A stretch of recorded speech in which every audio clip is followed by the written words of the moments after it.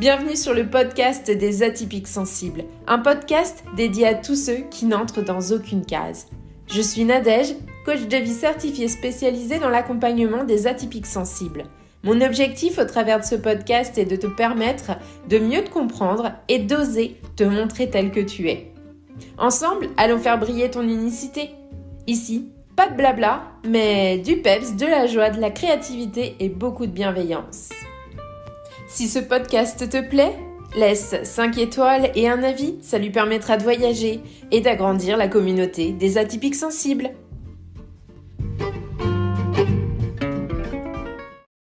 Bonjour et bienvenue dans cet épisode 65, un nouvel épisode du podcast des atypiques sensibles où on va parler d'un sujet un petit peu délicat quand même, les relations toxiques.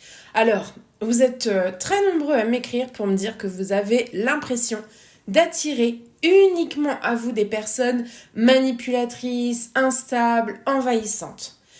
Vous donnez, vous comprenez, vous excusez et à la fin, vous vous sentez complètement vidé, complètement dévalorisé, voire coupable d'avoir encore une fois trop ressenti. Et pourtant, non, c'est pas une fatalité, mais c'est pas non plus une vue de l'esprit. Parce que finalement, les recherches, elles montrent vraiment que les personnes hypersensibles ou neuroatypiques ont un fonctionnement neuro-émotionnel particulier qui vient influencer la manière dont on entre en relation et dont on perçoit les dynamiques interpersonnelles.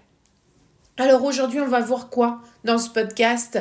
Tout simplement ce qui fait que quand on est hypersensible, on est plus vulnérable aux relations toxiques. Donc je vais vous parler un petit peu de certaines études qui ont été menées. Et puis on va aller voir comment on fait pour se sortir de ça, comment on repère les schémas répétitifs, comment on pose des limites claires, parce que c'est ce qui compte, c'est de se sortir de tout ça. Et pour s'en sortir, il faut comprendre, il faut savoir contre quoi on lutte. Et en fin d'épisode, bien sûr, je vous proposerai un petit exercice créatif et introspectif pour vous aider à faire un premier pas pour sortir du cycle de la culpabilité et vraiment réaffirmer votre place dans vos relations. Alors, on y va. Pourquoi les hypersensibles sont plus exposés aux relations toxiques? Et pourquoi les neuroatypiques avec hypersensibilité, c'est la même chose. Alors, on pourrait vraiment croire que avoir une sensibilité exacerbée, ça attire les personnalités toxiques, un peu comme si c'était un aimant. Mais en réalité, c'est pas ça. En réalité, c'est qu'il y a des dynamiques d'interaction qui sont mises en place et qui sont pas forcément les bonnes. C'est pas une malédiction, c'est une façon d'agir. Oui, finalement, c'est un petit peu de notre faute, mais tout est réparable, tout est modifiable, donc on va aller creuser là-dessus. Hélène Aron a fait une étude en 97 sur tous ces processus-là et elle a montré que les hypersensibles perçoivent et traitent des informations beaucoup plus profondément. C'est un petit peu comme si on avait un filtre qui avait des mailles plus larges. Donc on reçoit plus d'informations. Donc bien entendu, ces informations, le cerveau il se dit pas, il y en a plus, j'en laisse une partie de côté. Donc il se dit, allez j'y vais, je vais traiter tout ça, tout est intéressant, donc je prends tout. Alors ça inclut quoi tous ces signaux ? Des signaux émotionnels, des non-dits, des micro-changements de ton, des changements d'expression. Et finalement, cette capacité-là, ça fait de nous, hypersensibles, des partenaires vraiment empathiques, intuitifs et soutenants. Alors oui, c'est des qualités hyper précieuses, mais si c'est mal orienté, ça peut nous pousser à endosser le rôle de sauveur du triangle de Karpman. Donc ce triangle-là, il va y avoir ce sauveur, il va y avoir cette victime et il va y avoir l'agresseur finalement. Et notre hyper-empathie, elle est souvent associée à une activation plus marquée des zones cérébrales qui sont liées à la douleur et à la compassion, en plus de ça.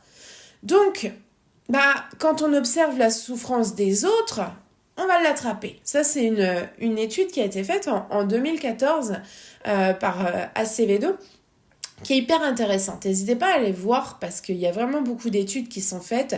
On met l'hypersensibilité dans une case vue d'esprit, elle aussi, et pourtant, il y a de plus en plus d'études qui sont faites, mais qui sont faites outre-Atlantique, donc il faut aller creuser un petit peu.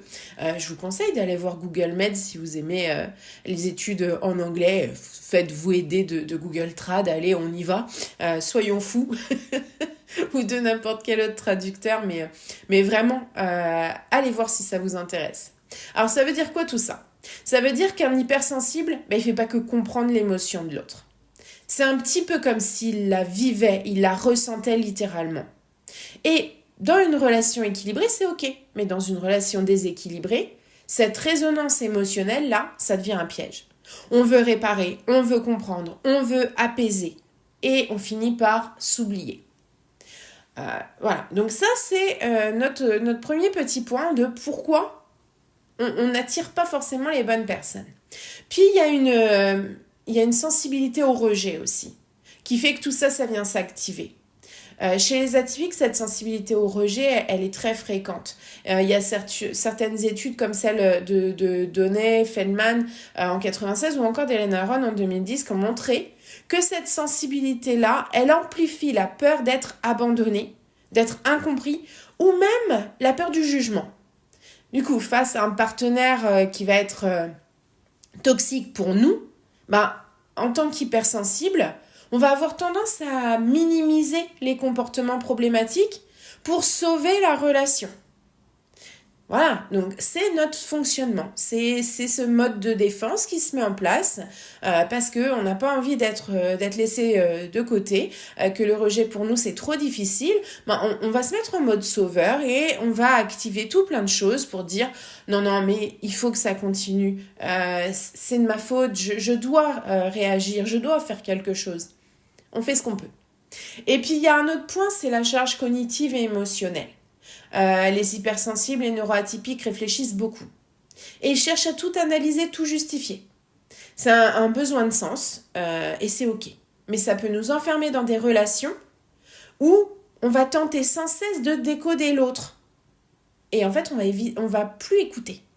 On va être sur les signaux, les non-dits, le non-verbal, mais on va plus écouter. Donc ça, c'est aussi le piège, parce que finalement, les signaux, les warnings énormes, on va pas les voir. On va être dans le décodage des petits trucs. Voilà. C'est un peu comme si les petits grains de sable cachaient les gros cailloux. C'est très bizarre, mais c'est comme ça. Et il y a un autre point aussi que j'avais envie d'aborder, c'est qu'il y a des recherches qui ont été faites sur ce qu'on appelle un trait d'altruisme pathologique. Donc ça, c'est Oakley en 2016 qui a fait une étude là-dessus. Et la conclusion, c'est qu'il y a un excès de compassion qui est combiné à un manque de limites internes et que ça crée un terrain fertile pour la manipulation émotionnelle. En clair, le problème, c'est pas d'être trop sensible, mais c'est d'utiliser sa sensibilité sans prendre conscience de ses propres limites, sans en avoir conscience, sans les poser. Comment on se débrouille avec tout ça ? Comment on sort de tout ça ? C'est ce qu'on va voir maintenant. Parce que finalement, oui, on n'a qu'une envie, c'est sortir de ce cycle-là et construire des relations saines. C'est quelque chose que je travaille beaucoup en séance. Là, je vais vous donner des généralités. Mais c'est vrai que chacun va avoir une atypie, un fonctionnement neurologique un petit peu différent et tout n'ira pas.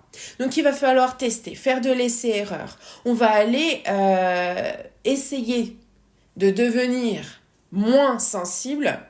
Alors, c'est du réglage, c'est un peu comme une table de mixage. On va aller baisser certains sons, en augmenter d'autres, pour apprendre à se choisir, à choisir consciemment et à offrir notre sensibilité à l'autre sans que ça vienne nous désavantager.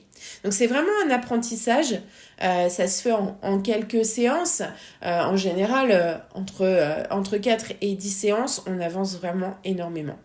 Et moi j'adore vous voir partir et me dire ça y est j'ai compris, et être autonome, et c'est vraiment mon but à moi, c'est que chaque neuroatypique, chaque atypique sensible puisse apprendre et avoir ses clés pour avancer, et voilà, et prendre son envol et déployer ses ailes. Donc on apprend déjà, à repérer les signaux de déséquilibre. Parce que c'est ce que je disais tout à l'heure, on ne peut pas lutter contre quelque chose qu'on ne connaît pas. Donc, dès qu'il y a une relation qui nous fait douter de notre valeur, qu'on se sent en tort, qu'on sent qu'on doit être hyper prudent, qu'on doit marcher sur des œufs, voilà, warning, c'est un signal d'alerte. C'est le système nerveux qui nous parle avant le mental.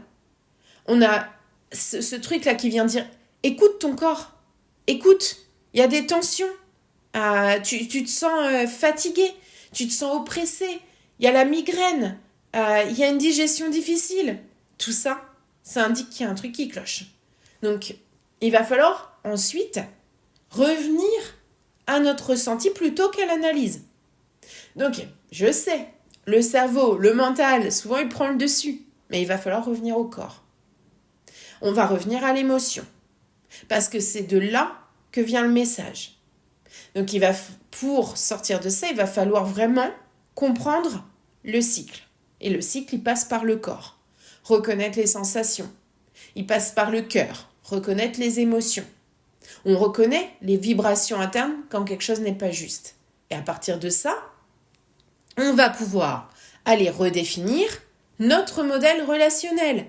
Et on va arrêter d'utiliser un modèle relationnel qui n'est pas le nôtre, parce que c'est ce qu'on fait en fait. On essaie tant bien que mal de prendre un truc qu'on a vu de droite et de gauche, qu'on nous a transmis, mais c'est pas le nôtre.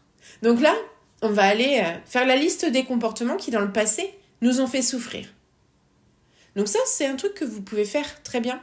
Vous allez noter les qualités que vous voulez cultiver dans les relations. Peut-être que vous avez envie d'une relation à l'équilibre, d'une relation pleine de douceur, d'une relation qui active le respect, qui crée de l'espace pour chacun, qui amène une certaine réciprocité.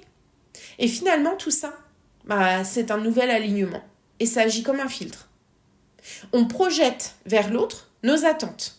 Et finalement, on va attirer à nous des personnes qui vibrent sur la même fréquence. Ça ne se fait pas en un clin d'œil. Mais quand on a pris conscience de ce qu'on veut envoyer, on sait ce qu'on veut. Donc l'autre en face, par effet miroir, va comprendre ce qu'on veut.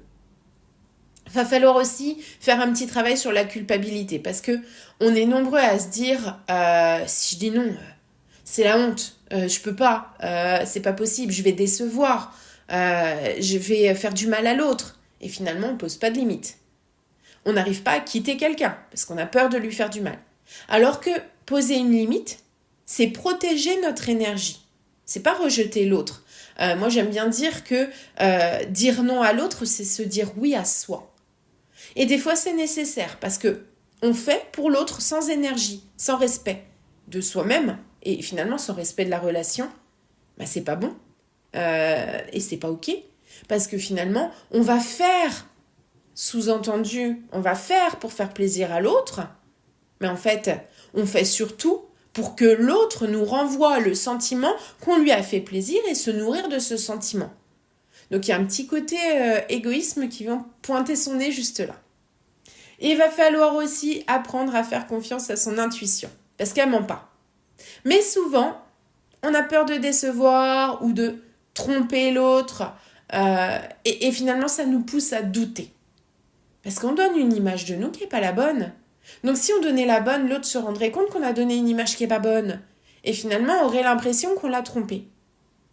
Revenir à soi, c'est aussi apprendre à distinguer nos réactions de peur, peur du rejet, etc., de la petite voix intérieure qui nous donne des bons conseils. Parce que finalement, la peur, c'est un petit peu le petit démon. Et la voix intérieure, c'est censé être le petit ange. C'est celle du ressenti, de l'intuition, qui vient et qui nous donne le bon message. Mais si l'autre, là, sur l'autre épaule, il crie encore plus fort, ça marche pas, on n'entend pas cette petite voix douce. Donc il faut aussi là apprendre à faire des réglages. Tout ça, c'est les premiers conseils que j'ai envie de vous donner là maintenant. Il y en aura encore plein d'autres. Testez, voyez ce qui vous convient le mieux. Et puis vous pouvez aussi tester le petit exercice créatif que je vous ai préparé qui s'appelle le miroir des relations. Alors c'est un petit exercice d'art-thérapie qui va vous aider à visualiser les dynamiques relationnelles passées, mais aussi celles qui sont présentes, pour mieux comprendre ce que vous voulez inviter dans votre vie. Donc c'est vraiment un support très intéressant parce qu'on va aller creuser un de ces points-là qu'on vient d'aborder. Il vous faut quoi? Une feuille A4 classique, des crayons, des feutres, de quoi mettre de la couleur et tracer. Et si possible, un miroir. Donc vous pouvez faire pause, aller préparer tout ce petit matériel puis revenir. C'est ok, je vous attends. Alors on va dessiner 2 silhouettes. La première c'est vous, le vous d'avant. Le vous qui a donné sans compter, qui s'est épuisé. Puis la seconde, c'est le vous d'après. Cette silhouette-là qui a appris à se choisir. Donc on dessine nos 2 silhouettes. On peut très bien plier la feuille pour refaire exactement la même silhouette, c'est ok. Il n'y a pas de souci. L'intérêt, c'est de pouvoir autour écrire.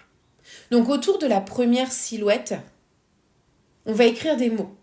On va dessiner des symboles qui représentent toutes les émotions qu'on a vécues dans les relations qui ont été toxiques pour nous. Peut-être de l'épuisement, peut-être du doute, de la tension, de la confusion. N'hésitez pas à aller vraiment mettre tout ça autour de cette silhouette. Vous pouvez refaire plusieurs tours si nécessaire. Donc je vous laisse noter tout ce qui vient. Prenez le temps de le faire. Et puis autour de la seconde silhouette, on va noter les émotions qu'on veut ressentir dans nos futures relations. Donc ça peut être très bien de la joie, de l'équilibre, de la sécurité, de l'honnêteté, de l'authenticité, de l'ouverture d'esprit, il peut y avoir plein de choses. Et souvent, ça correspond quand même avec nos valeurs. Donc c'est intéressant d'aller creuser aussi de ce côté-là parce que en général, on veut quelqu'un qui s'accorde avec nos valeurs les principales, quoi. Une fois que vous aurez noté tous vos mots autour de la première et de la seconde silhouette, posez-vous, prenez une petite distance et observez. Respirez profondément et dites-vous intérieurement, je choisis les relations qui nourrissent ma paix. Et vous pouvez le noter à l'intérieur de cette seconde silhouette. La première silhouette, on va pouvoir la colorier en noir.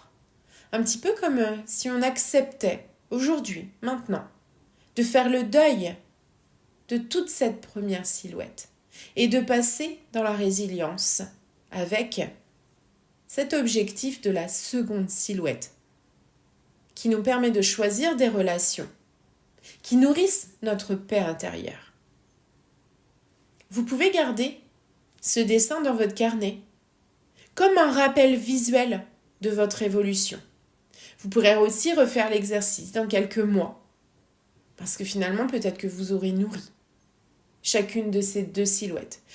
Peut-être qu'il y aura eu des prises de conscience qui amèneront autre chose à cette première silhouette. Peut-être que vous aurez donné de l'importance à certains mots autour de la seconde silhouette et que vous vous rendrez compte que voilà, mais c'est ok, vous n'avez plus besoin de ça. Donc n'hésitez pas à revenir refaire cet exercice. Et je vous laisse avec cette belle magie intérieure, parce que finalement c'est ça, une porte ouverte vers autre chose. Merci beaucoup d'avoir écouté cet épisode 65, oh là, du podcast des atypiques sensibles. Souvenez-vous, vraiment, la sensibilité, c'est pas une faiblesse. C'est vraiment un outil de discernement puissant. Mais pour ça, il faut apprendre à s'en servir sans s'y perdre. Et si vous avez envie d'aller plus loin, vous pouvez retrouver mes ressources, mes accompagnements, mon livre. Et si c'était l'hypersensibilité, sur le petit lien juste en dessous dans la description. Prenez soin de votre énergie, de votre espace et surtout de votre cœur sensible. Et n'hésitez pas à venir réserver un appel offert sur mon site parce que je prends beaucoup de plaisir à échanger avec vous. Et c'est toujours une énorme chance que de pouvoir savoir que vous m'écoutez. Pour moi, c'est vraiment le petit lien qui change tout. On se dit à très vite.